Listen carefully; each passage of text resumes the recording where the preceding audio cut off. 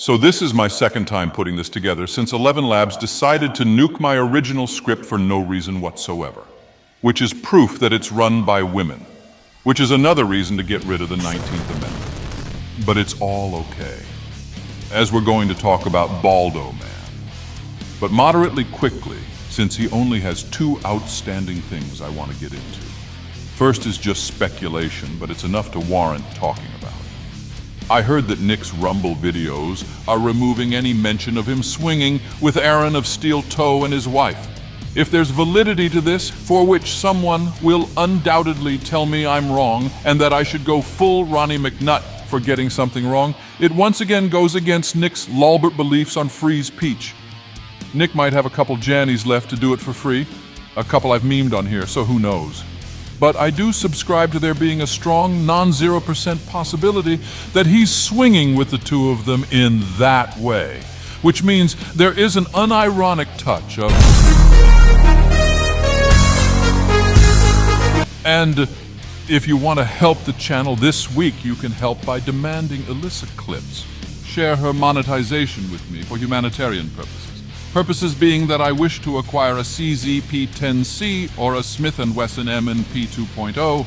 They may be lost in a future unfortunate boating accident, but this remains to be seen. But on to my second topic.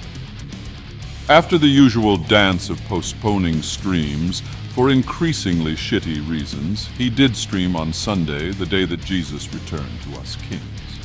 For anyone who has kept up with the lore on Nick's religious beliefs since the Coomer saga popped off, and perhaps even before that in microcosms, you know that his status as a Christian is very opaque. He already sees Jesus dying for the sins for all mankind as something you can just view as someone telling you the time, which likely means he views literally coming back from the dead as just a normal Thursday in the Rekieta household.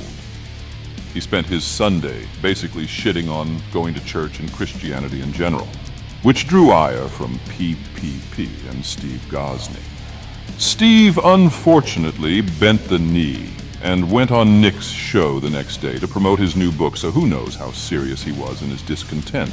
All that leads me to this. I propose that Nick, much like Chris Chan, believes himself to be above something as simple as Christianity. Not so much that he's proclaiming himself to be Jesus, a Sonic fanfic character married to a Pokemon or a woman. Yet, but something a bit more within his realm. A creative writing, non-practicing law realm, if you would. I would bequeath unto you all the concept of Nick's own interpretation of everything, the Kum Testament. In the beginning, before time itself was even conceived as a construct, there existed not, but prudeness. And then, on the first day, we were given the Balldo. From the Balldo, man and all that was and will come into this newly born world. Spilled out from the Balldo in a frenetic deluge, seeking out a world destined to be theirs, for the taking for which will be called Earth, a haven from the prudeness. On the second day, we were given whiskey. Oh, how we were given whiskey.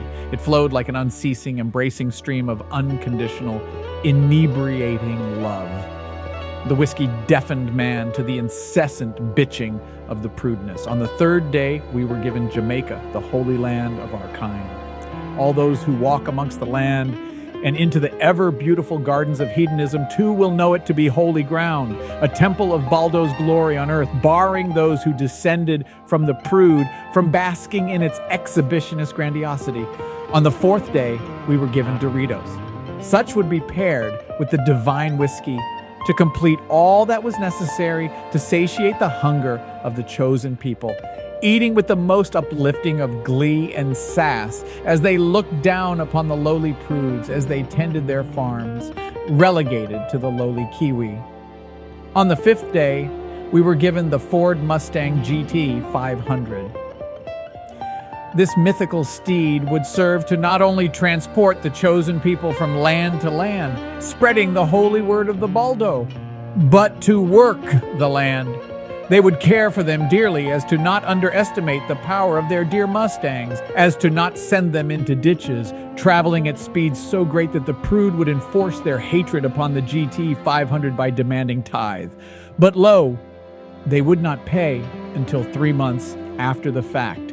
The act would be called incelleration, thus the creation of the prude incel was so. On the 6th day, we were given polygamy, and the divine chosen as now their bottomless and overwhelming love could be shared freely in a procreational manner with others without limit or judgment, as the superior males acquired the most alluring females with the lesser. Yet supportive males watch with joy in chairs within view of their true loves, and the women whose bodies stricken with the destructive look were cast down to the dregs of the chosen. With malicious intent and a desire for brazen actions in their hearts, the foul prude incel looked on with disdain, knowing he will never acquire more than one true love. And finally, on the 7th day, there was peace. All was right in the world created for the chosen people. Those people would take on the name Coomers. The Coomers would live in non-monogamous harmony, giving thanks to the Balldo to every corner of the earth they traveled to. For the Balldo embodied life itself, for it was all we ever knew and loved. I do hope all you Balldo-natics in chat enjoyed my excerpt from the Kum Testament. I poured my heart and soul into this. I took away time I could have spent showing Aaron and April some tricks I picked up from Ricardo and Romaine back in Jamaica, so you all better be extremely fucking thankful. I better not see any fucking comments on my YouTube channel about them either, or else the elite Balldo Guard will be coming to correct your behavior with extreme prejudice. The love me, Aaron, and April share is unparalleled. It can't be destroyed, unlike a certain someone. And I 100% forgive Steve for the transgressions from Sunday. He saw the Balldo and understood that only my Balldo network can give him 1 million books sold. Who cares about being a New York Times bestseller when you can be a Balldo Network bestseller? It's superior to an Oprah recommendation too. Nicola Maxwell with a £5 donation asking why so many people hold me in such a bad light. Well, first off, Nicola, never send me another fucking donation in your peasant currency. The Europeans are a scourge on society, but you get a pass for both watching me and giving me your inferior money. Second, it is my inherent belief that the prude incels and Karen farmers all look at my peak physical condition, immaculate hair, porcelain skin, sick tats, and my bank account, and have an unbridled jealousy of all that I am and have. I imagine it leaves them mentally enervated, having to keep me running around up there in their heads. But anyway, I'm cutting the stream short again to make up on lost time with Aaron and April. See you guys in 2.5 weeks after we get April a boob job.